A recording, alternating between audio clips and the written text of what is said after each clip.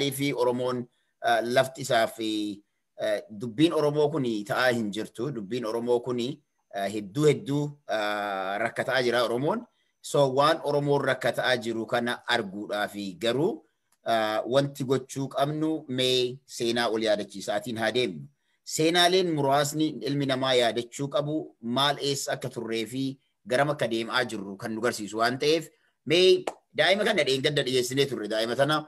Daa'imni tuni daa'ima abbaan isii mana hidhaa ajjeetii erga bahee booda mana hidhaa ajjee keessatti abbaa fidu malee jedhanii haadha wajjin akaakayyuu ijoollee daa'imman kanaa wajjin kan hidhamteen.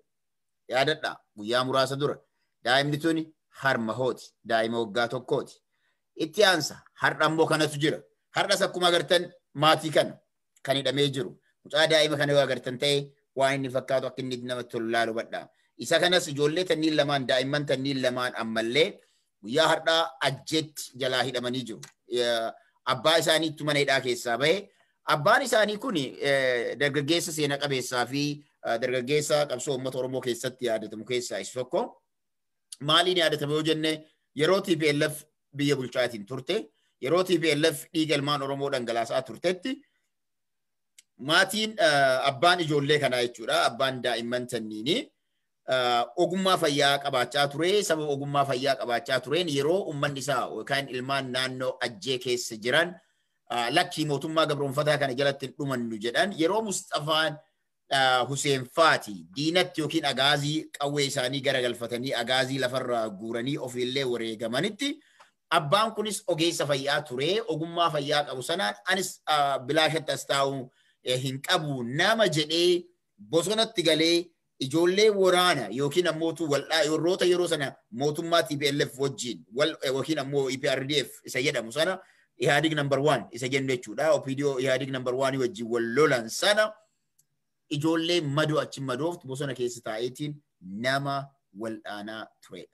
Ogummaa fayyaa qabu. Kanaaf namni waan qabuun saba isaatti dirmataa kan jedhamu akkanaa kana. Har'a ammoo Abiyyitu hidhe. Har'a nama kana Abiyyitu hidhe. Abiyyi du'a Haacaaluutiin wal qabatee nama kana hidhe. Nama kana erga hidhee booda fincila xumura gabrummaa qeerroon Arsii lixaa godhe keessatti ajjee irraa hidhamtoonni baan keessaa abbaan ijoollee kanaa nama tokko. Har'a maatiin kun kan cinaa gara bitaarra agartan kun haadha mucaa kanaati dargaggeessa kanaa akka ijoollee tanaa jechuudha. Tuni haadha ijoollee tanaati. Ijoolleen kunniin lamaan tuni daa'ima harma hootu isiin xiqqoon tun jechuudha.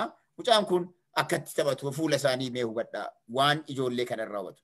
Abbaa ijoollee kanaa fida abbaa kana fiddan malee nama kana fiddan malee jedhanii namoota arfan kana sababa nama tokkootiin hidhanii jiran. Oromoon kana hunda laalaa ka amma wanti nuti haasofnu wanti nuti dubbannu Oromummaan kana hunda maal godhe?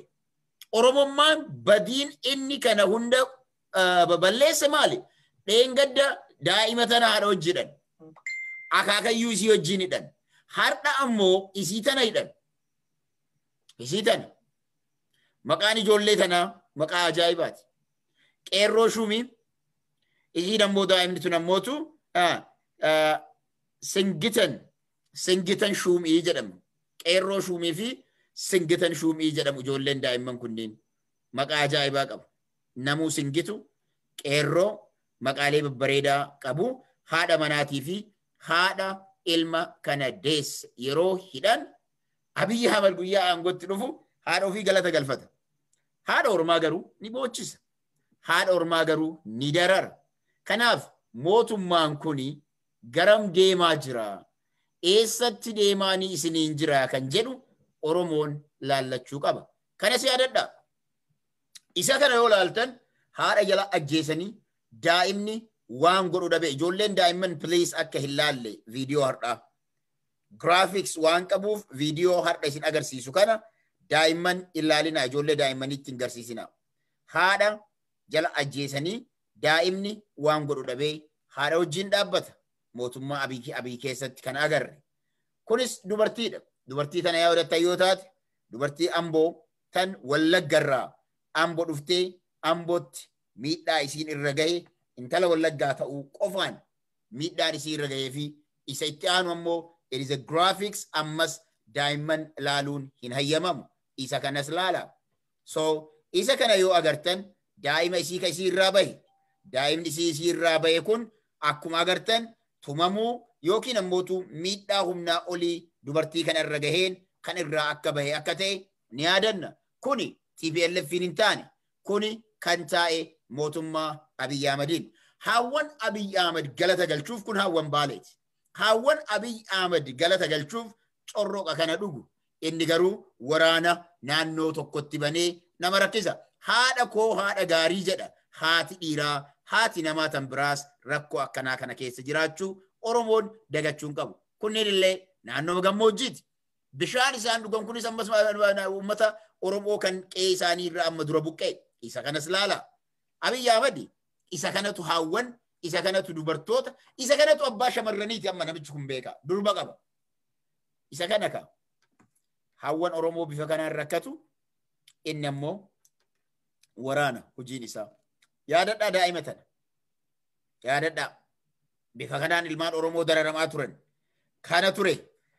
Daa'imman Oromoo irra wanti gahaatiin ture isa kana. Kana ni yaadanna. Haadha tana ni yaadattan. Gootittii tana namuu ni yaadata. Gootittii tana namuu ni yaadata. Dubartiin tun dubartii seena qabeetti. Dubartii yoo du'ees laalaa lamaan isaaniitu tan gara mirgaa jirtu akka waan gara mirgaa jirtu akka waan ishiin fuuldurartuu fi ishiin gama bitaa irra jirtu tan qawwee fi daa'ima harka tokkoon qabatte haadha ilma namaati. Haawwan namaa kana qaban. Haawwan kun bara 2018 keessatti haawwan akkaan beekaman, haawwan akkaan jaalala horataman, haawwan akkanaa kun piroofaayilii namii ta'aniitu feesbuukii kana irratti deemaa turaniidha. Haawwan kun har'allee bootti jiru. Abiy Ahmed har'as haawwan kana boochisutti jira. Boo'ichi haawwan kanaa har'as hin dhaabbanne. Har'a eenumaa'uu daran bifa addaatiin itti fufee jira. Isa kana yaadadhaa. Inni kun seenaa Milinik. Milinik ummata Oromoo harma muree, harka muree yommuu jennu, harma muruun qaanyii ta'ee zamana san keessatti suuraaleen garaagaraa argamuus baatan harka muruun isa kana. Isa kanaaf nuti sirna nafxanyaa Abiy Ahmed nurratti deebisaa jiru. Falmina sirni nafxanyaa Abiy Ahmed nurratti deebisu kana abadan garaa keenyaaf jecha abadan qoonqoo teenna takkittii nyaannuuf jecha saba keenya hin gurgurannudha. Guyyaa har'aa Profeesar Dr. Tsaggaayeen waa dubbatee ture. Dr. Tsaggaayeen garaa kootiin na bituudhaaf yaalanii turanii 250 siif laannaa koottuu galii nuuf hojjedhu nurraa adabadhu jedhanii nama natti erganii ani TPLF hin bitamne TPLF maallaqni na bitameef hin jiru ani principalitu na bitaa kan soggor Tsaggaayeen jedhe har'a guyyaa keelloo miidiyaa irratti afaan Ingiliffaatiin waan san haasa'aa ture. The principle is what we follow.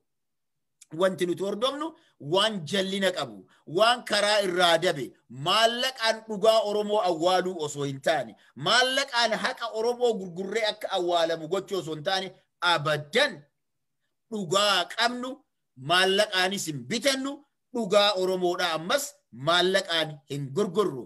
Na yaadadha. Dubbiin tun waan yaadachiiste. Yeroo Kombolcha ture waatu dhalate. When I was in Kombolcha.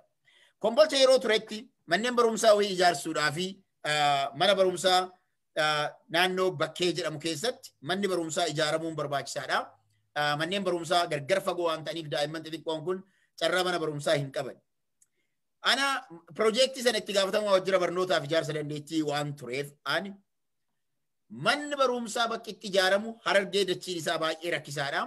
Rakkina irraa kan ka'e maaltu ture lafa jirtu keessaa lafa filatamte lafa wayii fuunee mana barumsaa irratti ijaaruudhaaf because this is about generation. So dhumarratti lafa kana mahandisootaan laallee waa hundaan dhumatee erga jedhamee booda qonnaan bulaaleen araddaa sanaa ganama anaa siree irra ciisu maallaqa baatanii na dhufan. Maallaqa baatanii na haasofsiisanii yeroo isaan ka'an dhufanii harka hogguu na fuudhan ani ciisu jira harka keessa maallaqa rabxaa kana hidhanii akkana waliin maranii na kennan. Namtichi achumatti harka isaa wajjiin qabee maallaqa kana fuutee hin baatu taanaan amma asiin poolisa siyyaamee karchallee galta. Yoo abbaan fedhe yoo ta'e ani nama haqa Oromoo dhugaa Oromoo maallaqaan bitatuu miti. Right away itti aanaa bulchaa aanaa itti bilbilee we will go to that point ganda sana deemnaa qophaahi jedhee inni motorsaayikila qopheessee namoota kana an amma dhufaa jedheen yoo dachiin sun dachii amma dura koreen araddaa murteessite sana daran dachiin mana barumsaatiif fooyyee qabu ni jira taanaan lafa keessan irraa isinii kaasnaa. Kana murteessuudhaaf anaa miti garuu kan murteessu mahandisootatu murteessaa. Kanaaf mahandisoota fudhadhee dhufa deemaa galaatii abbootii araddaa abbootii gandaa walitti qabaa na eegaa jedheen. Deennan ergee booda mahandisa waan kana hojjetu waajjira qonnaa keessa jira mahandisni sun mahandisa na fuudhee fakrii jedhanii nama fakrii jedhamu jira anaa kombolchaa warri malkaaraa fuuni beekanii nama kana fudhadhee motorsaayikilaan wal faana yaanee bakkeedhan. Bakkee yeroo dhannu ummanni wal qabamee nu eege. Illaalee ani mana taa'ee ummata caasaa jiru hunda isaatu mana teessisee nama tokkoo fi kiyyaa salleekti godhee mahandisoota waliin asiin achi bahaati lafti mana barumsaatiif taatu tan araddaan filate tan ala isii tanaan ala taate tanaan ala tan fooyyee qabdu tan irra fooyyee qabdi yoo jiraatti kan jettan taate filaa jedheen mana keessa taa'e gadi hin baane itti aanaan bulchaallee ana wajjin jira. Caasaan araddaa hundi isaanii mana keessatti hidhee gadi hin baasne sana booda deema barbaadaadheen manuma keessa hojjiteenya nuti. Ilaalanii mahandisoonni as jedhanii achi jedhanii Mr. Abdurrazaaq kanaa ol lafti fooyyee qabu hin jiru. Jarrilee na bira taa'u. Dhageettanii jedheen. Ganama maal isiniin jedhe dhugaa qabdan haqa qabdan maallaqaan hin bitatina. Haqa keessan maallaqaan bitachuuf abadan hin deemina. Yoo humnaallee dhabdan rabbitti kennaa dhiisa. Yoo rabbi irraa taate haqa keessanii miti. Kana jedhee dhumarratti jaran dhageettanii jedheen booda namoota kanaan. Osoo ganama maallaqa isin jettan san isinirraa nyaadhee isin biraa deeme. Ani maallaqicha nyaadhee deemaatii lafti biraa ka fooyyee qabu jiraataanaan irraa jijjiiraa mahandisootaan osoo jedhee jiraadhe. Maaltu dhufa? Mahandisoonni as geettee lafti hin jiru yoo isin hin jette maallaqa keessanillee isatu nu nyaatettanii dhabdan. Lafti teessanillee dhabdanii akkamitti lama dhabdu. Kanaaf abadan waan feete taanaan qonnaan bulaa Oromoo irraa. Haqa qonnaan bulaa dhugaa qonnaan bulaa yoo badiillee taate dhugaa isaa sana abadan maallaqaan jijjiirachuun akka hin dandeenye har'a osoo hin taane kaleessa beekaa aktivistoonni Oromoodha. Nama akka kootii kanaaf maallaqni is nothing. Maallaqaa miti ani fayyaadhaa fi du'aa'ii uummata kootiiti kan barbaadu. Dhugaa hima wanti an barbaadu tanuma. Rabbi fayyaa naaf haa kennu. Umrii na haa dheereysu. Kana lamaaniin ala. When it comes to money, maallaqni Kabir Hussein namticha Arsii kan Adaamaa General Hospital namticha qabu. Malla Zeenaawi in millions maallaqa biyya alaatitti namicha guuree qabu.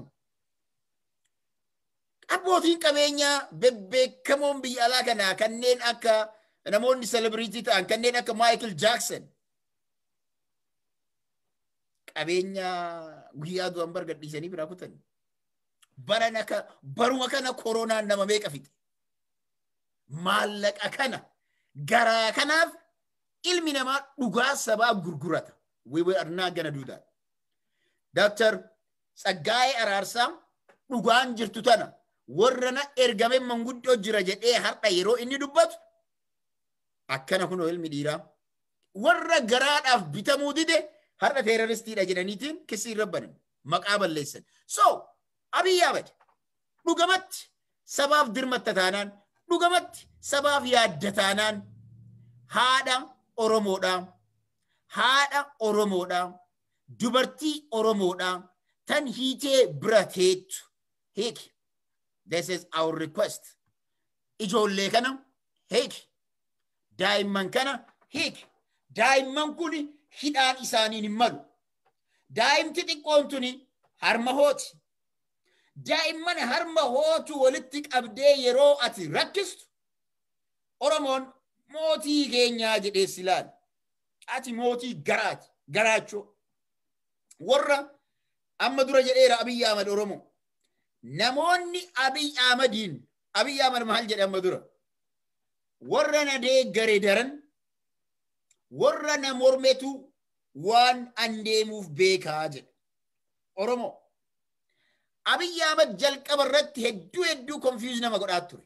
Garuu namoota ija qabaniif, namoota waa madaalaniif ammallee duuba deebi'aatii waan san dhageeffadha. Abiy Ahmed guyyaa OPDO dhabamsiisee ODP ijaare. Guyyaa jimmatti wal gahan waan har'a raawwataa jiru kana hunda isaafi waan uf dura raawwatullee guyyaa sana kaa'e. Guyyaa sana namichi kun dubbatee jira. Namticha kana road mappii hin qabuu jedhamee himamaa ture. Road mappii warri kun illee nutu kennee jedhaa kun illee nutu kennee jedhaa ture. But it was very clear that guyyaa sana namni qalbiidhaan namicha sana dhageeffate Abiy Ahmed sabaaf sablammoota maal akka godhu, Oromoo maal akka godhuuf deemu, nama isa afoo dhaabbate maal akka godhu, abbaa fedhe ta'aatii ufafoo xaraqaa ufafoo aramaa itti deemnaa jedhee yeroo sana murteesse. Kana Oromoon garuu gurra kenneef hin caqasne. Hayyoonni hedduminaan gurra kennaniif hin caqasne. Akkuma salphaatti ummanni hedduun isaa maajooritiin waan deeggareef maal goonaa kophaa jibbama jedhee namoonni hedduun jala yaa'ee jira. Namoonni hedduun. But it was very clear yeroo sana jechuudha. Guyyaa sana barreeffamni tokko kan guyyaa san kaleessa dubbiseen ture. Barreeffama guyyaa sana ani barreesse tokkotu jira. Namni yeroo sana keessatti wal caqase garuu hin jiru. What was maal jedha barreeffamni sun yeroon geesse mee barreeffamni ati guyyaa sana jette maal kan jedhu warri barbaadan Facebook kiyyarra kaa'ee jira deebisee. Dubbiin OPDO'n tun jedha in short. OPDO'n yookiin ammoo mootummaan har'a biyya qabate kuni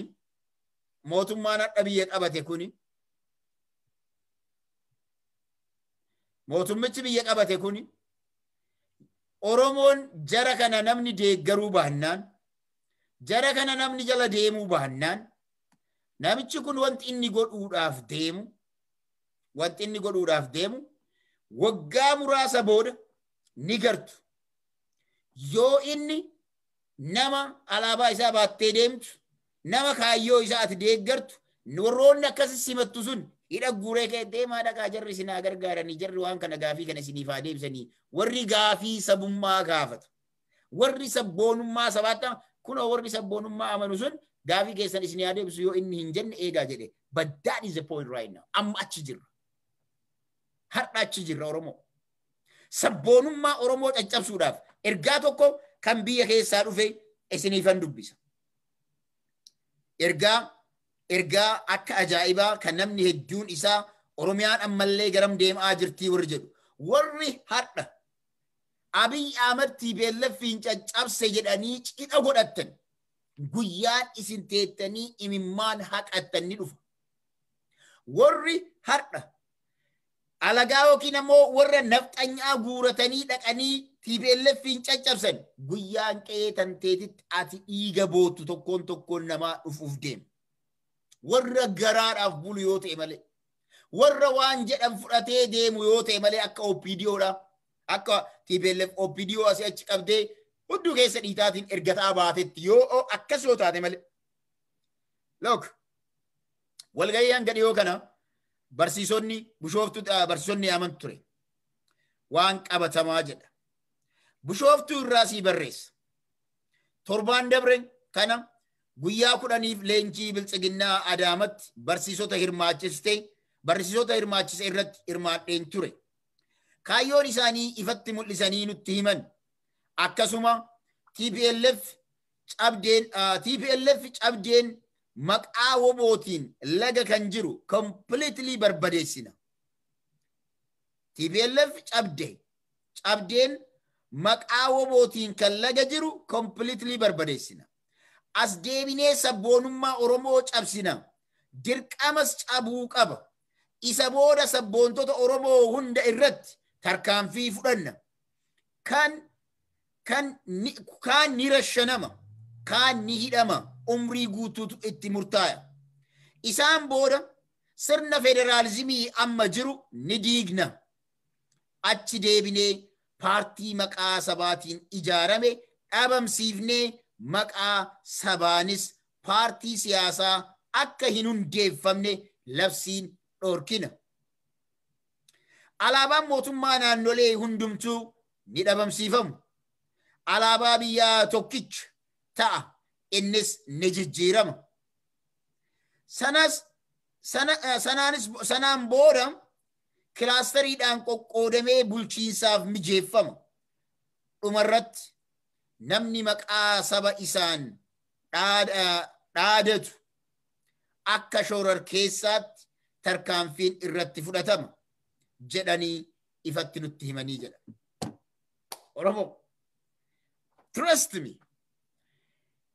Dubbiin amma ifatti wanti jedhamaatiin bahee clearly lafa jira. Yaa Oromoo, yoo gabrummaa tana filatte, gabrummaa kana jala kan teettu yoo taate, dubbiin gabrummaa jala kanatti ufidhuu yookiin gabrummaa jalaa uf baasu harka kee jirti. Haawwan Oromoo abbaa warraa keessirraa hidhamee hiikamee inni yoo bade, yoo abbaa warraa kan kee dhaban, yeroo dargiin dhumarratti yeroo cinqatu ijoollee taaneen yaadadha. Yeroo dargaggeessa tokko beeraawiidhaaf yeroo barbaadan yoo badu, yoo isa dhabe obboleessa guddaa yookiin abbaa fuudhanii deeman. Abbaa fuudhanii deeman yookaan obboleessa guddaa kan deemuu malu yookaan abbaa kan deemuu malu kan irraan barbaane san fuudhanii ergan gara kaambii leenjiitti. Har'a garuu Oromoon laalaa wadhaa. Nama tokkocha badeef yeroo sana nama tokko qofa fudhatan. Amma namni tokko yoo bade maatii keessaa nama 3 nama 4 hidhan. Sanuu haawwanii fi daa'immanii fi manguddoota. Oromoon nama akka kana, waraabessa akka kana, kan Oromoo laamshessee Oromoo ajjeesaa dhumtan malee walgahii Jimmaa irratti bar Jimma irratti namaaf hin galle jedheera. Maal jedhe guyyaa san yoo dhatate? Namni Oromoo nu afoo dhaabbata jedhe beektaa haasawni isaa hedduu bareedaa ture.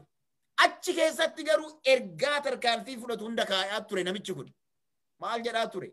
Namni nu afoo dhaabbatu jedhe. Namni waan nuti gaggeessinu nu afoo dhaabbatu humni kamuu hin jiru jedhee murteesse guyyaa san. Warri hadha hidha guuran, warri ganaa hidhamuuf deemu, warri hadha ajjeefamu, waraanni Maqalee irratti, Tigraay irratti, Beelef irratti labsamee lolamaa jiru guyyaa Jimma taa'an sana murteesse. Guyyaa sana ifatti dubbate. Oromoon garuu osoo isaaf hin galle harka dhahaa turan. Guyyaa sana. Oromoo irratti ammoo maal jedhee dhaadate? Oromoo taatee dhaaba siyaasaa laal maal jedhe? Dhaabni siyaasaa 20 maaliin Oromoof hin barbaachisu? 2 yookiin 3 hin barbaachisu. 2 yookiin 3 kanaa ol hin barbaachisu. Dhaabni siyaasaa Oromoo waan nuti hojjennu afoo dhaabate taanaan jedhe guyyaa sanas. Oromoodha jennee isin hin dhiifnu likkii isin galchinaa jedhe. Galchaara moo galchaa hin jiru? Oromoo likkii galchaara moo galchaa hin jiru? Paartileen siyaasaa Oromoo ammoo waan inni walgahii irra isaan teessisee itti hime dhageeffachuu didaniit, gargar qoodamanii tokko ta'anii humna ta'uu didaniit har'a bakka jiru laalaa qaba. Har'a bakka Oromoon jirtu. Kanaan kanuu ga'e jaalattanis jibbitanis dhaabbilee siyaasaa Oromooti. Osoo dhaabbileen siyaasaa Oromoo takka taatee jabaattee hangana hin salphanne. Hangana namichi tokkochi nafxanyaa ijaaratee Oromoo irratti gaafa hin baasu. Har'a muummicha ministeeraa maal adeessaa ture? Aangoo hunda isaa Tigreetti harkaa qaba. Waggaa 22 imaannin goofaree siyaa baxxarna hin oolu. Goofaree sitti maan turree kana. 4 kiiloo bari osoo 4 kiiloo erga TPLF aangoo gadhiisuuf murteessitee booda jiruu keessatti 4 kiiloo galuudhaaf achi booda mee namticha maraataa kana waggaa namni waliin hojjete akka muummicha ministeeraa ta'u namni hin beekne kan jiru jedhee namoota garagaraatti himu kana malee guyyama tokkollee OPDO'n aangoo cimaa ni qabannaa jetteen beektu. Warri aangoo cimaa qabatu maqaan itti laaxamee dhaamteetiin baati. Dandeetti feetee qabaate. Oromoo kaayyoon kee galmaan haa ga'u taanaan, qeerroo kan kee du'arraa dhaabuu barbaadda taanaan, haawwan Oromoodhaa hidhamaa irraa baasuu barbaadda taanaan, dubartiin Oromoo waraana Abiyyi Ahmadiitiin akka hin gudeedamne gudeeddaa jalaa baasuu barbaadda taanaan, durbi Oromoo kabajaa akka argatu, haawwan Oromoo akka kabajaa argatu, daa'imman Oromoodhaa mirgi daa'imummaa isaanii eeggamee toorchar osoo hin taane akka jiraatan barbaaddu taanaan, qabsoon fincilli xumura gabrummaa qeerroon godhaa jiru kuni finiinee jabaatee itti fufuu qaba. Yoo kana hin goone dubartii Oromoo waraana Abiy Ahmediitiin ganaa dhukkeen isinirraa ka'a. Kana jala sarara hubadhaa. Anaa miti waan godhanii fi waan isinii godhuuf kaayantu hima. Ganaadha hin geenye. Hanga ati maaf dachii tanarra dhaladhe. Haadha tiyya maaliif na dhalte hanga ati jettutti dubbiin sirraa afaan jirtu. Ilmi Oromoo tokko haati ilmaam maalumaaf mucaa kana dhaleen. Maaliif ilma kana dhale osoo ilma kana rabbiinuu na dhoorgatee jiraatee maseensee jiraatee guyyaan ati jettu fagoon jiru. Fagoon jiru. San ta'uu baannaan waa lama opshiniin ati qabdu. Wareegama barbaachisu kafaltee mootummaa kana ofirraa darbitee gabrummaa jalaa of baasuun opshinii nambar waanidha. Opshinii lammaffaa ammoo gabrummaa fudhattee harka itti kennittee dachii kan kee irraa akka fedhanis dhiitanii nafxanyaan qe'ee kan kee irra dhufe ammallee hunduu keessa si dhiixaa hidhatti si guuraa akka fedhe shan si godhu amma yeroon isaa gahaa jirti kana dhageeffadhu. Caasaa as deemu kana booda hojjettoonni 3,000 Abiy Ahmed Finfinnee keessatti aangoodhaaf qopheessaa jiru. Kan inni dhaqee daqiiqaa 33 mariisise. Har'a kaabinee biltsiginnaataam odeessituun they will be going to jail very soon. They will be thrown away very soon. Yeroo gabaabaa keessatti aangoo irraa ari'amu. Ijoollee waa takka muuxannoo hin qabne maallaqa foo qabanii aangoo itti kennanii waan godhaa jedhan qofa warra godhuudhaaf deemu qopheeffataa jira Abiy Ahmed. Oromoon ammallee rafu jirti. Oromoon ammallee warri hadha aangoo irra jirullee ni jiran se'an. Kantiibaa magaalaa Shaashamannee irraa baradhaa. Kantiibaa magaalaa Shaashamannee osoo inni magaalaa bulcha jedhu waraana erganii duriyyee erganii magaalaa guban. Yeroo inni Shimallis Abdiisaatti bilbilu Shimallis maal jedheen? Shimallis Abdiisaatti bilbileen maali wanti Shimallis Abdiisaa jedhe?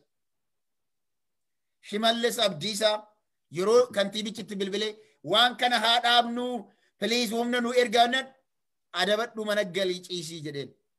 Simbilatanyaa beeti gibaanna.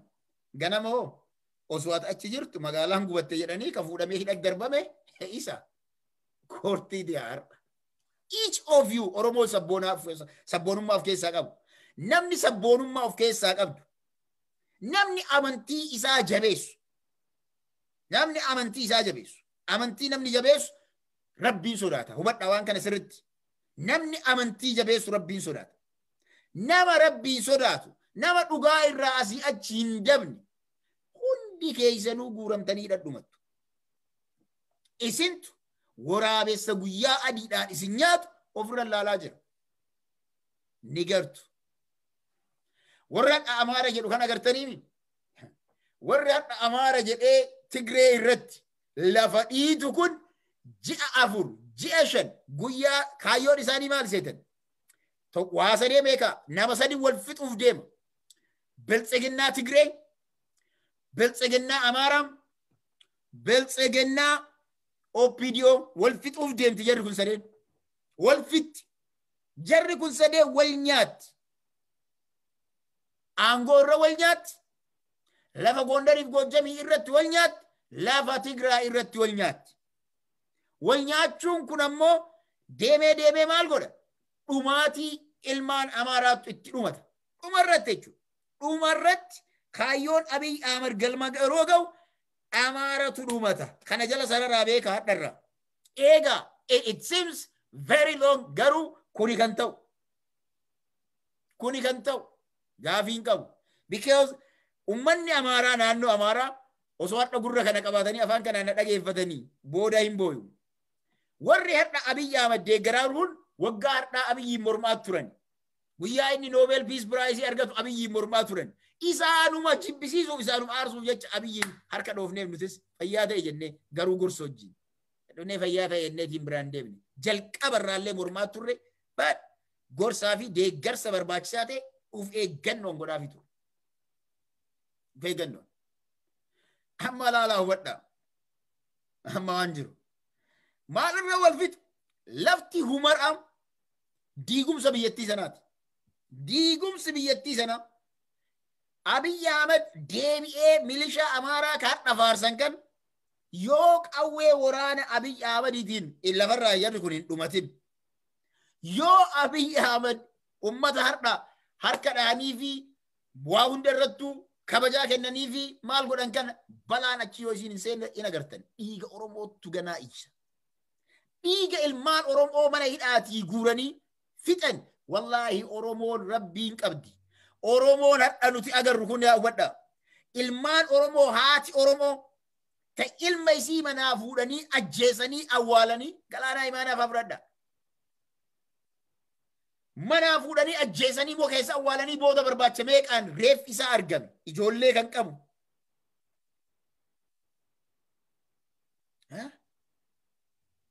Dhiigni ilmaan Oromoo bari ilmaan Oromoo ajjeesanii dhabamsiisu osoo an dubbadhu yaa jabaadha osoo an jedhu guyyaa Oromoon laal guyyaa kam rafte beeytani guyyaa waa'ee bishaan gurraachaa an iyyaa ture. Bishaan gurraachaa keessatti nama lamaa guyyaa adiidhaan fidanii awwaalanii Oromoo hin rafina reeffa sana qotaa baasa alaalaa mootummaa waan kana godhaa jiru booru ganda hunda isin seenti jedhee guyyaan iyyaatiin ture. Amma garuu ganda hundatti namu akkas ta'ee jedhee accept godhee fudhate. Silaa guyyaa isaan bishaan gurraachaatti eegalan sana waajjira poolisii magaalaa Shaashamannee waajjira poolisii magaalaa bishaan gurraachaa daaraa osoo godhanii likkii garsiisanii silaa wanti sun lammatan deebi'u. Lammatan deebi'u. Lammata. Kanaaf rakkoon ilma namaa irra gahaa jiru. Hanqina ilma namaa irra gahaa jiruuf. Badii ilma namaa irra gahaa jiruuf. Tokkoon nama badii kanaaf itti gaafatamummaa fudhachuun baay'ee barbaachisaadha. Mee bilbila ho'iin bilbila. Bilbilli kun yoo kan seenu yoo ta'e waan gaarii. Ni ilaalla. Bilbila kana wajjin dhageeffadhaame waan deebii isaa waan argadhu biyya bilbiluuf deema. Yoo ka seenu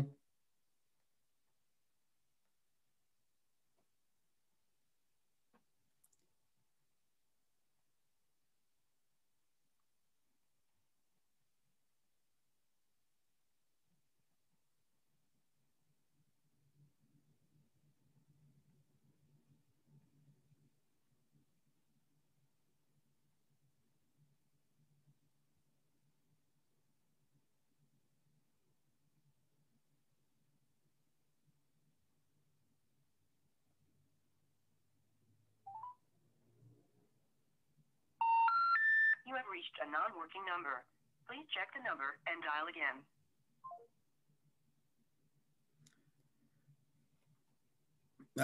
Ready? I have to try. Okay, 1251911084381. Okay.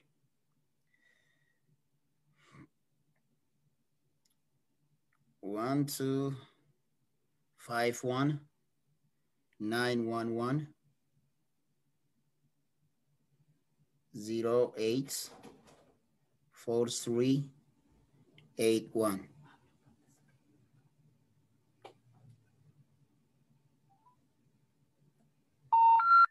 You have reached a non-working number. Please check the number and dial again.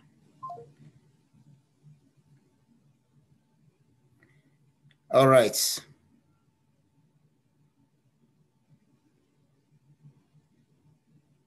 All right. Bilbilichi sirriidha. Garuu hin dalagu. For some reason, it should work. Yoo dalageetti deebinee ilaalla. Kanaaf haqni ilmaan Oromoodha. Ilmaan Oromoodha bakka jirtani. Yeroo daa'imman amma isin garsiisne daa'imman amata tokko taharma hootu. Isin irraa hidhani. Maal gochuu ilmaan horuun isin barbaachisa? Ilmaan horuun faayidaan isaa maali? Oromoo. Horuma qofa. Ka ilmaan kan kee teekeriin goone. Horuma qofa. Ka ilmaan kan kee diffeendiin goone. Ilma gosaa maaf jedhama? Ka gosti ilma isaa gadi bahee diffeendi gochuu hin dandeenye. Maali faayidaan isaa? Guyyaa du'e qofa gumaa nyaatta.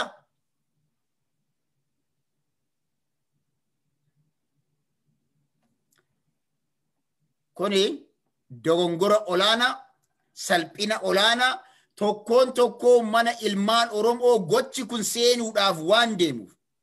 Oromoo dammaqe. Oromoo kai. Diina kan kee ofirraa dhabamsiisi. Guyyaa har'aa yaadattu Oromoo. Guyyaan kaleessaa guyyaa Haacaaluu Hundeessaa nyaatani. Guyyaan har'aa guyyaa Jawaar Mohammad faa hidhatti guuran. Medhiifama.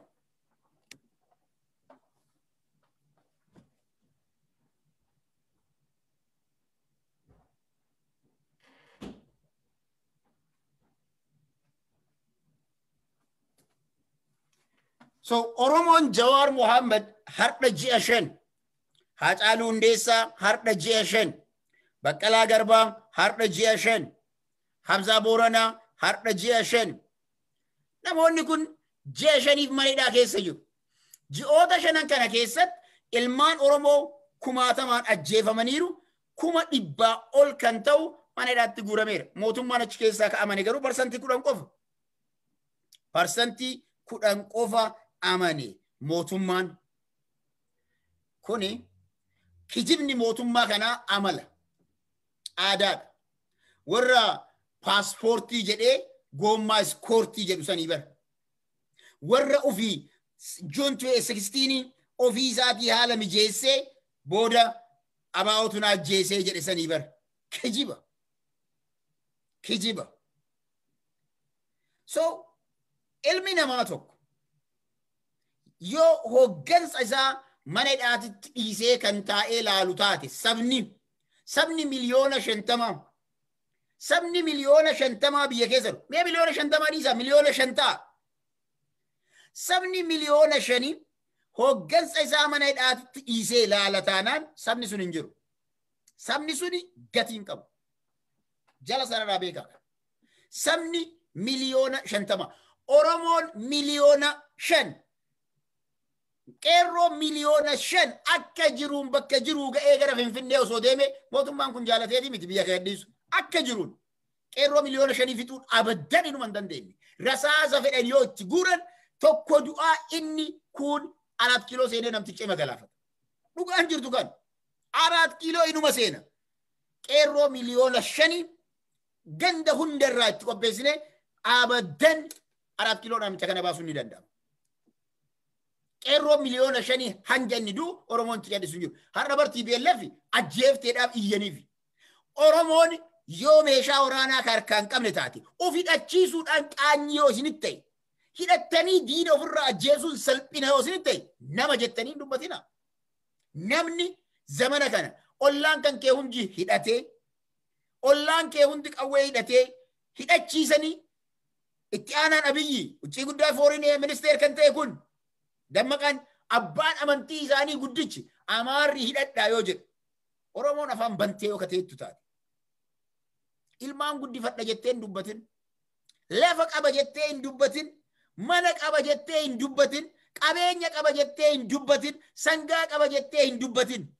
Sangaanis jaartiinis waan biraanis ijoolleen tantee jaalattee jibbiteellee qawwee sanaan akka fedhe godha.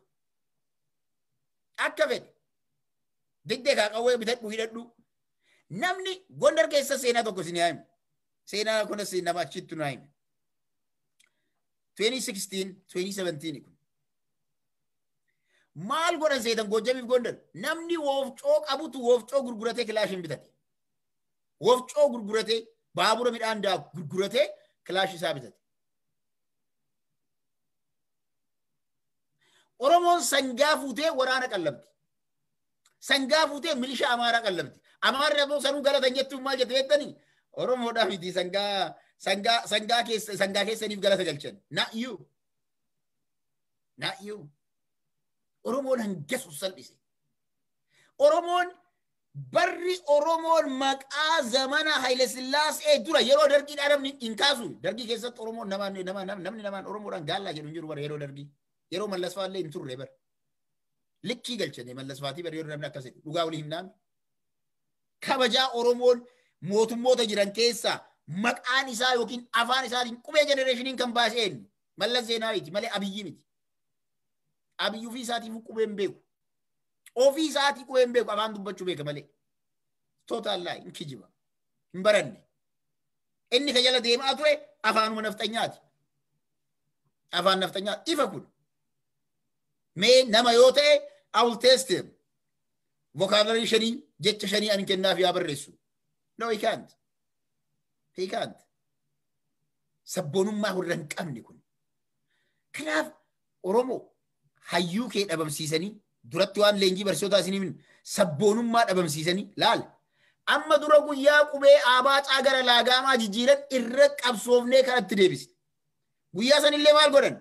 Barsiisota fuudhaniit akkanuma leenjisanii laagaamaan kuni qulqullina barnootaa fidaa jedhaniin. Qulqullinni barnootaa qubee tartiiba jijjiirteeti miti kan dhufu. Qulqullinni barnootaa namni barsiisu barumsaan nama ga'umsa qabu kan baratu beekee waan barsiisuu fi yoom akka barsiisu yoo barsiisan beekee hojjetu qofa barumsi kan namaa galu. Malee qubee abaacaa jedhu zaa irraa as garagalchiteedhaan miti. Jarri kun Oromoo namni Jawaar Muhammadiif galatan oolle. Namni Jawaar Muhammad isa kursii isa jalatti qabe yeroo nafxanyoonni yookiin ammoo amaarri jalaa dhoofna jedhan waggaa har'aa dura baduu qaba namichi kun jedhan ICC guyyaa isaan jedhaniin namni kursii jalatti qabe Jawaar Muhammad. Namni kursii jalatti qabe. Hidhannoo ilmaan Oromoo warri waboon nagaa naagaluu kana booda biyyi keenya nagaa jedhee bosona hunda keessa deemtee warra hidhaa jiru kana. Abiyyi irraa galata eeggattanii yennaa xuut nakaashoosh kan jennuuf barruuti kanaaniif jarra immoo nama biraatiin juntaa namaan jetti juntaan jara.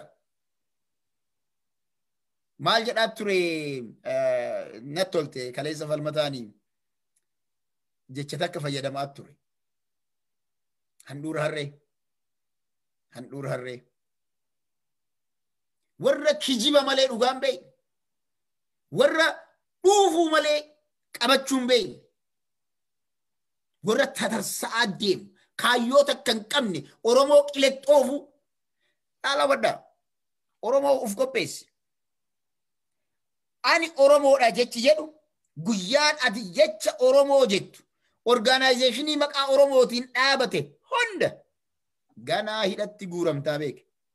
የኦሮሞ ምናምን ድርጅት የኦሮሚያ ህብረት ባንክ የኦሮሚያ ልማት ባንክ ማል ኩኒ እንጅራቱ according to karoora Abiy Ahmed kiyamiti kun of duuba garagalaati leenjii barsiisota kenname kana dhageeffadha of duuba garagalaati haasawa isaa ka 2019 guyyaa inni aangotti dhufee 2019 guyyaa wala haasawa isaa kan jimma dhageeffadha duuba deebi'a. It's very clear. Nama sammuu qabuuf it's bright. Watakka dhosaan qabu akka mana agartan kanan namaa gala nama sammuu qabuuf yoo dhageeffatte. Amboon Oromoo Amboon New York goona jedhanii Hacaaluu sirratti ajjeesan. Amboon New York godhan. New York keessa garuu namni ija qabu New York keessa jiraachuu danda'u qaba. Nama ija qabu Amboo keessaa dhabamsiisaa, hoggana qeerroo dhabamsiisaa, Hacaaluu Hundeessaa dhabamsiisaa, Amboo New York sinii taati. Beleclec ka keessi duwwaa Amboo duutan. Amboo ni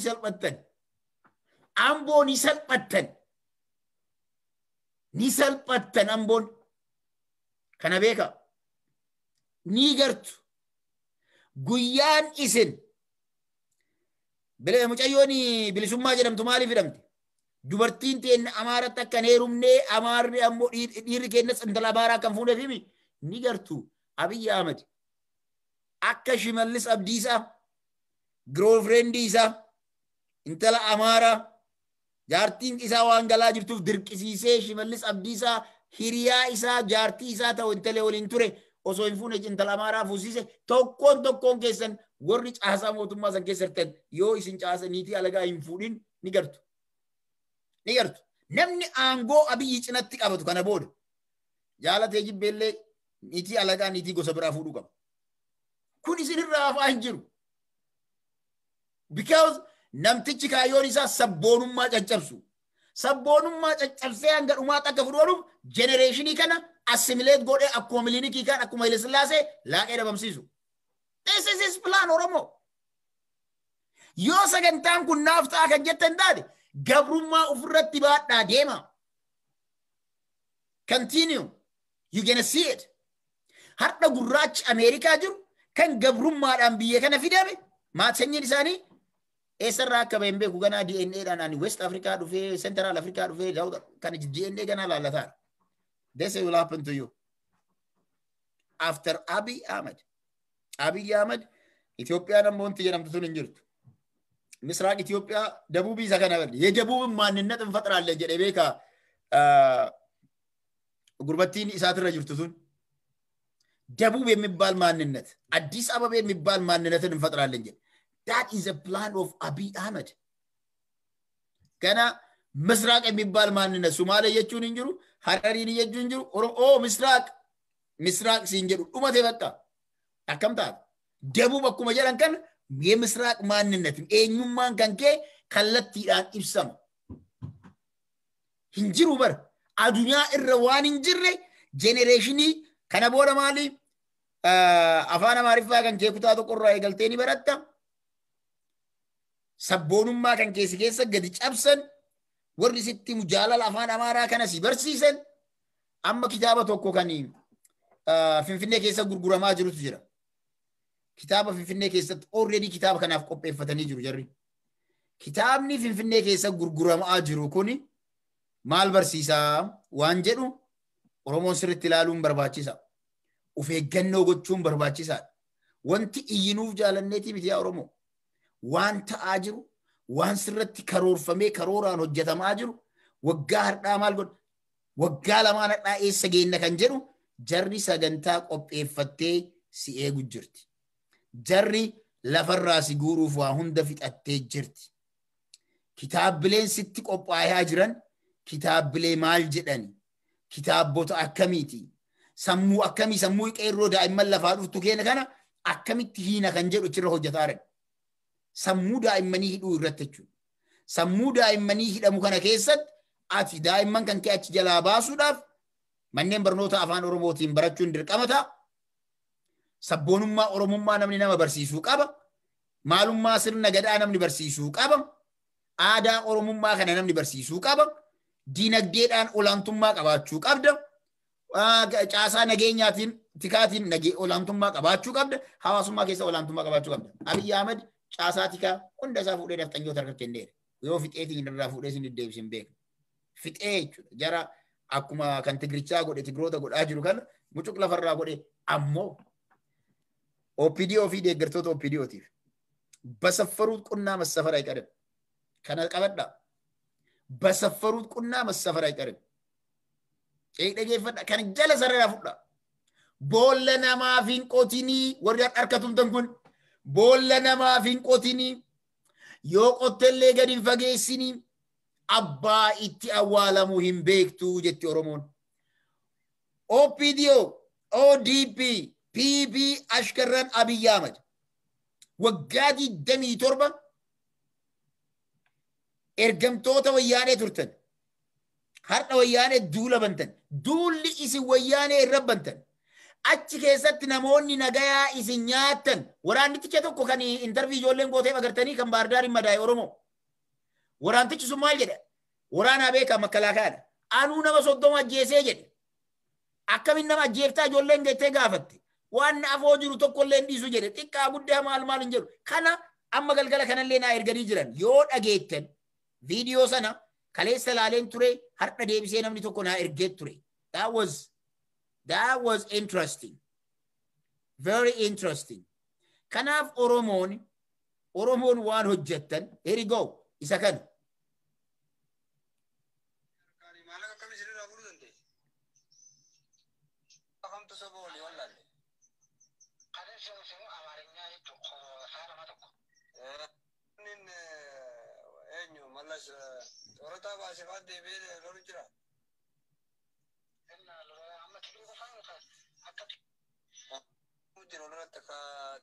waan kana guutuu dhageeffadhaa. Waraana kana kamtu baay'inaan injifannoo nama akka jaanitti akka odeeffannoo miidiyaan amma dubbachuu jirutti naannoo Maqalee to'anne jaanii haa ta'u malee kamtu baay'inaan irra dhumemee akka namichi ijaa lolaa turetti.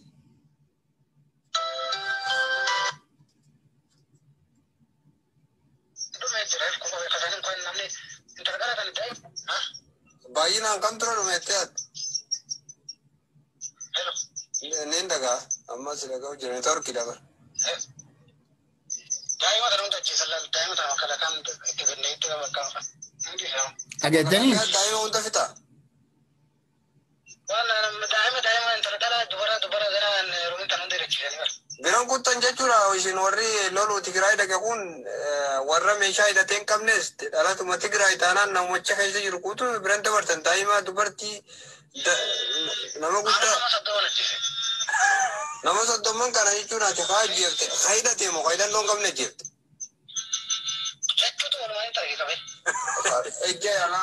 Okay.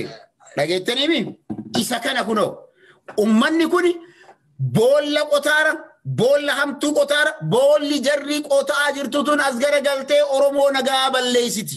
Kana jala sararaa beeka. Oromoo nagaa warra nagaan kun sirrii miti. Abadan nama nagaa ajjeesu ani nama ajjeesu yoo kana namni akkana ajjeesu hin barbaanne maatiin kiyyan nama nagaa ta'e kan barbaanne maaf nama ajjeesa saba biraa. This is genocide. This is crime.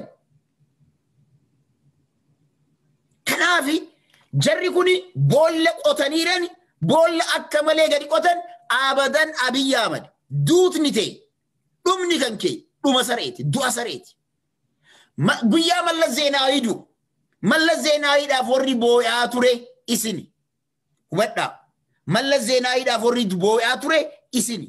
Namichi walaloo qopheessee walaloo ajaa'ibaa Mallas Zeenaawiidhaaf dubbisee boo'aa ture si mataa kee Abiy Ahmed jechuudha. Hadha ammootu TPLF mormita. Hadha aangoo harka qabannaan aangoon si harka gallaan namni ati balaaleffattu namni ati mormituun TPLF hin ta'e. Kaleessa waggaa 27 jara jalatti maal jette? Abiy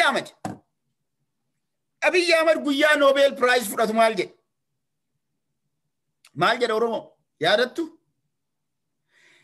Ani jedhe maalummaa miidhaa hammeenya waraanaa nan beekaa jedhe.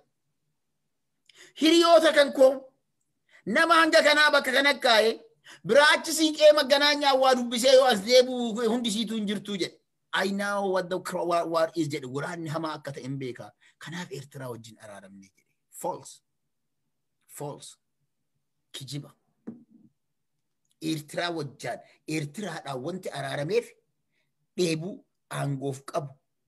Osoo mootii biyya sanaa ta'ee osoo of hin argin akka hin duune dheebuu isaa galmaan gaachuudhaaf malee Abiy Ahmed biyya sanaaf yaadee tiimiti Eertiraa wajjin kan inni Eertiraa wanti itti amichoomeef OPDOdhaan sodaachisuudhaaf. That's all. OPDO sodaachisuudhaaf. Waan biraa wanti takkittiin keessa hin jirtu. Haqni jiru ammoo isii kana. OPDO sodaachisuu, Amaara sodaachisuun abadan hin dandeettu. Waa hundinuu guyyaa qaba. Waa hundinuu akka itti ta'u qaba. Meeqoyaa viidiyoo takkatu jira. Viidiyoo takka isin agarsiisa dhageessisa ammallee. Viidiyoon tuni eenyutu eenyu kan jedhu kan agarsiistu jechuudha. ለኦህዴድና ለኦሮሞ ህዝብ የሚቀርበው ኦነግ ሳይሆን ቲፒኤልኤፍ ነው።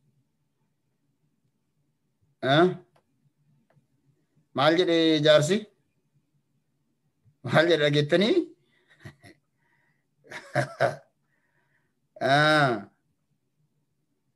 ደረገፈዳዲ ላላኒ ጃርሰ ከነ ባዱላ ለኦህዴድና ለኦሮሞ ህዝብ የሚቀርበው ኦነግ ሳይሆን ቲፒኤልኤፍ ነው። አባ አብዮት ለኦህዴድና ለኦሮሞ ህዝብ የሚቀርበው ኦነግ ሳይሆን ቲፒኤልኤፍ ነው። ማል ጀደ ኡመታ ኦሮሞቲፍ kan dhiyaatu OHDD fi uummata Oromootti kan dhiyaatu Onegiin osoo hin taane TPLF jedhe. agartanii abiyyiin isa kana guddise kanaaf abaa'oo jibba kanaaf paartiilee maqaa oromummaatiin dhaabbatan hunda nyaachuu barbaada warra Itoophiyaa leellisan kan akka Mararaa dabalatee jechuudha Mararaan bari Itoophiyaa federaalizimii jedha malee waan independence jedhuuf keessaan qabu dhugaan jirtu kana independence waan jedhu of koon hin qabu Itoophiyaa keessatti Oromoon sirna federalizimiitiin jiraachuu danda'a warri independence Ethiopia article 39 warri faarsu warra biraati Mararaan faati udona 39 ka'e dhabaate dhimma isaaniiti iyyuu miti dhugaan jirtu kan haqa kun haqa jiru beekaa kun laalaa Oromoo namoota kanatu warra kaleessa korojoo gara galchee hatee warra kaleessa ilmaan Oromoo kolaasisaa ture warra kaleessa dubartii Oromoo waan dubartii irratti raawwan har'a gudeedaa jiraame kaleessa illee booji'amtoota ummata kanaati jirri kun har'a immoo aarii kaleessa isaan booji'an aarii kaleessa yeroo jeneraala turan jeneraal lama baaqaa dabalee gunfaama wattakka jeneraala waa qabu miti jeneraalli Mallasin dubbata jedhamee himamaa ture Oromoota keessaa jeneraal Kamaal Gamalchuu qofa dhaaseet injirtu wattakkittiin usattuu dubbachuu hin dandeettu jedhanii kana Tigrootatu jedha nuu miti isa qofa jedhani kan har'a osoo hin taane ganaa yeroo guyyaa kamaa jeneraal Kamaal Galchuu biyyaa boo himaa turte Tigroonni guyyaa san nuuf himte so baacaa dabalee harar keessaa shonkoor keessatti mana keessa hidhamee achii baheen beeku maqalee akka dhaqeen beeyin agartanii maqalee dhaqee gaarri sila addunyaa irraa oli guuramee as dhufee jedhe osoo sameen kana dhaqee bisuun beeku namichi warri garas turan jeneraal Kamaal Galchuu fa'a karaa sanirra warri Eertiraa qad godhee Eertiraa iyyuu galche amma garuu waraanni Oromoo kan yeroo sana dhumate tokkoof gumaan hin kafalamne ammallee achi gaasaniiti tararam godhan amma fixuu qofaa miti galanni ilmaan Oromoo lakkan kaane dhoorgame hubadhaa laala OBN yoo laaltan Oromiyaa keessa deemee galata waraana ilmaan Oromoo kana qofa gabaasa Roobee keessa fiigaa Walisoo keessa fiigaa maal keessa fiiganii Amaaraa ammoo ministeeronni isaaniillee barreeffamni isaaniillee tiwiitariin isaaniillee feesbuukiin isaaniillee miliyyuu milishaa Amaaraa fi raayyaa ittisa biyyaa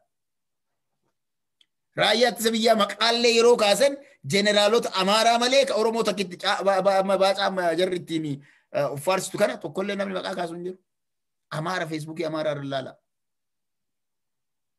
you see this is why we are saying this is a wrong war loluma kanattu ganaa injifannoo isaa irratti anatu mo'ateef osoo moo injifannoo tana agarsiisan jidduutti bibiintanii kan biraa dhufee jidduu tanaan nyaata Oromoon yoo jabaatte jechuudha it's for a thesis clearly jarri kun waliin ta'an Abiy Ahmed abadan hanga hayyoota Oromoo hidhaa baaste hanga Oromoon gadi teettee si wajjiin mari'attee yookiin sammuu qabaattee dhuufuu jalaa of baastee ummata kana wajjin gatteettee mari'atte hanga rakkoo Oromoo gaafii Oromoo hin deebisnetti Itoophiyaan nagaan argatta. Ethiopia will lead towards the worst direction. Seenaa Itoophiyaa keessatti mootummaa waraana biyya Somaaliyaa irraa fidee lammii Itoophiyaa ajjeese Abiy Ahmed inni dura. Never. Yeroo jalqabaatiif wadha. Somaaliyaan armaa isaa alaabaa biluu kaayyatee waraanni Somaalee Tigraay deemee lammiilee Itoophiyaa irratti rasaasa dhukaas in the history of Ethiopia for the first time. Somalian great Somalia kan jedhu uumteeti Itoophiyaa tana awaashii gadi murattee fudhachuudhaaf qabsaa'aa turte malee Itoophiyaa takkitti ijaaruudhaaf yoomuyyuu gargaartee hin beektu. Garuu namtichi aangoo gadhiisee jedhama. Farmaajoon aangoo gadhiisee jedhama. Akka taatu hojii hiriyaan kee aangoo gadhiisee jedhama. Hiriya kan kee bataati wallaalti malee Ameerika achi kaa'e. Farmaajoo Ameerikatu kaa'e. Ameerikatu coachii ispoortiiti asii fuudhanii geessanii pirezidaantii godhan waan Ameerikaan barbaadu. Amma guyyaa inni karaa irraa bahee waraana isaa fuudhee Itoophiyaa deeggaruu agarsiisu hey ni kaatamu see ajjeefnaadha dubbiin simple as simple as that Ameerikaadha bara harka jiraa jira. Hin agarre miti seenaa Itoophiyaa keessatti hin dhageenye miti hin dhageenye hin jiru. There is nothing. Ummanni Itoophiyaa guyyaa alagaan diinni faranjiin koloneeffachuu dhufte wal ta'ee farda isaa fe'ateet eeboo isaa qabateet dhukkee irraa kaaseetiin Eertiraa fuudhee fidee lammii Itoophiyaa kan dhoofsise for the first time. Amma the next step Malta, Keniyaadhaa fi Somaalee wal dhabaniiru. Abiy Ahmed Sudan, South Sudaaniidhaan sa'aatii 72 keessatti baaqee xiyya keessaa dheera. Why? Waraana 4,000 gaafatee jedhamaa ture. Waraana 4,000 dhorgatte South Sudaaniin. 4,000 hin kennineef taakka jedha. Alaan gaafanne jedhan jarri. Ka Somaalee akkamitti dhaqeetiin lole osoo kan gaafanne ta'e. Kan gaafanne osoo ta'e waraanni Somaalee irraa akkamitti jedhan. Bar waraanni Somaalee maaliif dhaqe beektanii? Mallas Zeenaawitu Al-Shabaabiin gadi fuudhee oliin gadi hin baase guyyaa 3 keessatti. Somaaleen aarii san qabdi. Jaalattanii jibbitanis. Somaaliyaa fi Abashaan they are historical enemies. Historical. Jala sararree kanan beekne. Historical enemies. Maal yoo taatu Farmaajoon waraana isaa Somaaliyaa fuudhee Tigraay geesseetiin Tigree tumsiise. Maal yoo taatu? Tokko kan. South Sudaanii sa'aatii 72tti ba'aa maaltu geesse? South Sudaanii Ijiptiif bakka kaambii kennite Abbaay guddaa. How come namni Afrikaa guutuu ni tasgabbeessina jedhee ololaan addunyaa afuufaa ture? Ololaan kijibaan addunyaa tana guute because of him Somaaliyaa fi Keniyaan rakkoo keessa seenaniif durillee rakkoo qaban. Because of amma maali gamanaan ammoo rakkoon dhalateera. How come biyyoota ollaa keetii wal nyaatta? Namni boru beeku jechuudha. Humna abdattee qeerroo Oromoo dargaggeessa Oromoo guyyaa Jimma jedhee rabar yoo diddan qeerroo kenna leenjifannee dhukkee sinirraa kaafna loluu ni beekna jedhee bar guyyaa Jimma. Oromoo yaadattanii moo daguu guddattan akkuma Hacaaluun jedhu wayi waa dagachuu keenya akkas guddattu. Go back and listen. Sirba Hacaaluu ammallee haasawa Abiy Ahmed yoo ka haasawa san gattanii jiraattan taate upload isinii godha isinii ergina please. Dhageeffachuu qabdan irra deebitanii osoo garaan isin gubatu. Osoo garaan isin gubatu dhageeffachuu qabdan. Kanaaf Oromoo ijoollee kashalabbee duriyyee kijibdoota Facebook irra galchaniitiin asii achi ololaan lafa guutan kana wanti ijaaranii fi waa malee miti. Kijibaan addunyaa boqochanii amma salphina seenan. South Sudaanota lamaan araarsine Somaaliyaa keessa beene rakkoo isii findee Eertiraa fi Jibuutii rakkoo jaraa findee bakka East Afrikaa kana nutu bulchaa. East Afrikaa humnaan bulchuu malee Abiy Ahmed jaalalaan bulchuu hin dandeettu. Abadan it's impossible argaa jirraa haqa jiru jechuudha. Kanaafi Oromoo dammaqii fincila xumura gabrummaa akkaataa qeerroon baafatte sanaan hojii irra oolcha. Hawwan Oromoo mana teettee hidhamaarta. Daa'ima kan kee wajjin hidhamaarta. Maaltu siifame salphinne fi maali? Siinqee kee qabadhu gadi bahi. Gadi bahi siinqee kee qabadhu. That's all. Amma hanga dhiyoo kana beektanii cidha fa'a arga beektanii hanga dhiyoo kana. Ciini tokko ta'e jedhamee nama confuse gochuudhaaf biyyi nagaa agarsiisuudhaaf. Ciini tokko amma guyyammaan qabamee waggatti jala qabamee rakkatan amma Arsii fa'aa keessa rakkoon jiru akkasii waggaa cidha qabanii waggaa cidha qabdaa cidha saniin jijjiiramuu jedhama. Abbaan illee guyyaan cidha jijjiiramuu jedha. Amantii akkasiitu jira. That's mentality. Kanarraa kan ka'e cidha yeroo kana keessa godhata. Awwoo cidha godhattee ilmoon ati dhaltu maal ta'uuf deemti? This is a question. Cidha godhatte cidha gaarii gammachuu gaarii. But the question is ilmoo ati dhaluuf deemtu sabboonaa dhaluuf deemta moo gabroomaadha? Itti yaada. Gabrooma kan gabrummaa jalatti bulu dhaluuf deemta taanaan maali? What is the importance of getting married? Why you waste your time? Maal ilmoo guddisummaa barbaachisa. Maaf dhaluun barbaachisa. Haati Oromoo amma yeroon ati siinqee kee qabattee mootummaa kana gadi baatee mootummaa kanaan dhabame yookiin waan nuti jennu dhagee. Hidhamtoota siyaasaa Oromoo gadi dhiisi yookaan aangoo gadi dhiisi. Clear. Kana gaafachuudhaan yoo duuti oolaa hin jirtu ilmaan keessan du'aa jiranii isin du'aa jirtanii daa'imni amata tokko isin wajjin hidhamaa jira maaltu isin hafe Oromoo? Have we ever seen such shameless government? Oromoon bar mootummaa akkana qaanyii hin beekne mootummaa salphataa Mootummaa saba isaatii bota akka hiyyaan Abiyyi Ahmed maal jedhe? Maatii kiyya baraaruudhaaf jecha hadha maal jedhe ilaala. Dhara isaa hubadhaa Oromoo hadha waan inni paarlaamaa jedhe. Yeroo 4 kiiloo seenu akkatti hojjechuun dhabee maatii kiyya lubbuu xiyyaafuu rakkadhee jedhe. Lubbuu xiyyaafuu rakkadhee maatii kiyya gara Ameerikaa akka deebi'an godhe. Laalaa hubadhaa hangam akka ijoollee isaa inni jaalatu. Laalaa hubadhaa hangam jaartii isaa akka inni jaalatu. Yaa Oromoo ati jaartii kan keen jaalattu. Yaa Oromoo ati ilma keen jaalattu. Yeroo ilmi kan keessirra akkasi ajjeefamu. Yeroo jaartiin tante akkasi sirra gudeedamtu. Sibira ajjeefamtu. You don't care. If bilisummaa is not for you, eenyu firee bilisummaa? Gabrummaa tana nafa godhattan taanaan nafa godhaa nutti himaa. Lakkaa dhiisaa bakka gabrummaa nafa godhanne sammiit gootanii yoo jiraattan jechuun yoo harka kennattanii jiraattan. Qeerroon Oromoo ammoo harkan kennatu ni beekna. Qubee jenereeshinii harkan kennatu ni beekna. Abiyyi Ahmed ammoo sirna barnootaa jijjiiree qubee jenereeshinii kana dhabamsiisuudhaaf akka deemnullee ni beekna. Yaa qubee jenereeshin sirna barnootaa sabboonummaa Oromoo cabsu kamuu fuudhee Abiyyi Ahmed yeroo inni mana barumsaa gadi buusu akkuma yeroo dabre qubeen jijjiiramee rakkoo isaa osoo hin argin biyya alaa irraa isin iyyine waa hunda isin iyyuu hin dandeenyu. Amma booda sirna kitaaba haarawaa mana barnootaa bahu dafaatii kooppii godhaatii onlaayinii gadhiisaa keessa laallee hiikaa fi maalummaa isaa isin himna. Miidhaa inni fidu maal akka fidu. Seenaa Oromoo seenaa calii calaqqoo fi aanoleen keessaa baasanii kitaabni seenaa ati barattu maali? Maali kitaabni seenaa ati barattu?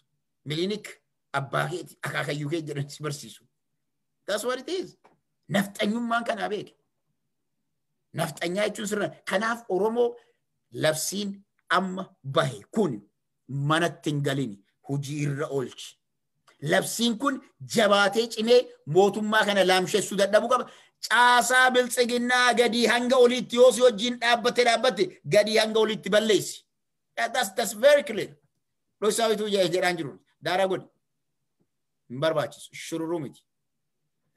Gabrummaan ummata Native Americans warra jedhaman kan ilma namaa irratti waan hin goone godhanii hadha ummata Native American Ameerikaa kana keessatti kaambii takka walitti qabanii farshoo bilaasha kennanii sigaaraa bilaasha kennan jarri kun farshoo fi sigaaraa qofa beekti. Atillee maal ta'uuf deemte? Jimaa bilaasha sii kennina jedhanii jimaa qabattee ka ooltu taate. Tamboo bilaasha sii kennanii tamboo bilaasha qabattee ka ooltu taate gama bahaa. Farshoo bilaasa sii kennina yoo sin jedhanii ilmaan tuulamaa farshooma kana qabattee kan teettu yoo taate. You are exactly the same as Native Indians, Native Americans. Exactly the same. Namni sammuu qabu waan diinni si kennu no. Ani diina kanaa miti. Ani jimaa kee sin barbaadu, tamboo kee sin barbaadu, farshoo kee sin barbaadu. Ani kan barbaadu hojjedhee nyaachuun barbaada, barachuun barbaada. Gabrummaa ifadheera waan ati naa kennitu barbaadu ofii kootii dafqa kootiin argadha jedhee Oromoon qabsaa'uu qaba. Kanarra dammaqaa hojjedhaa shanyii keessaniif dhaama. Inni biraa maali? Nama yoo taate yoo gadaantummaan natti hin dhagamtu yoo kabajaa haa qabaadhu kan jettu taate hidhadhu. Sangaa kee gurgurii hidhadhu. Sangaa kee gurgurii hidhadhu. Mana lama qabdanaan tokkocha gurguriitiin hidhadhu. Kilaashee hedduu bitaa ilmaan kee hundaaf ni bitaa manni tokko immoo gurgurte. Mana qabattee jiruu kee jiruu